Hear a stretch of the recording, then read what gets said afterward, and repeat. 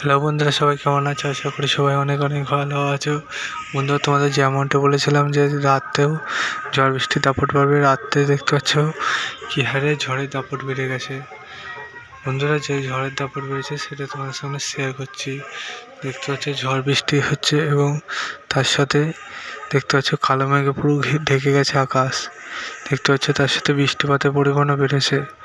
তোমাদের ওখানে ওয়েদার এখন কেমন যাচ্ছে কমেন্ট সেকশনে কমেন্ট করো।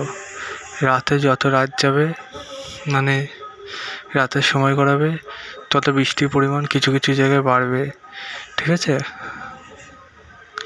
এবং তার সাথে হাওয়ার দাপট বাড়বে। দেখতে পাচ্ছ মেঘের যে গর্জনের আওয়াজ তোমাদের সামনে যত পাচ্ছি শেয়ার করে দিচ্ছি।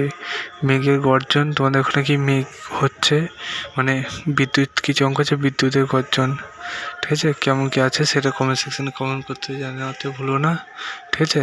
রাতে যে কালবৈশাখী হওয়ার কথা আছে, মানে বিকালে কালবৈশাখীটা হয়েও আবারও ঝড়ের দাপট বাড়বে বলেছে। সেই ঝড়ের দাপটটা যদি হয় তখন তোমাদের দেখাবো। সে পর্যন্ত সবাই সতর্ক থাকো, আতঙ্কিত হবে না।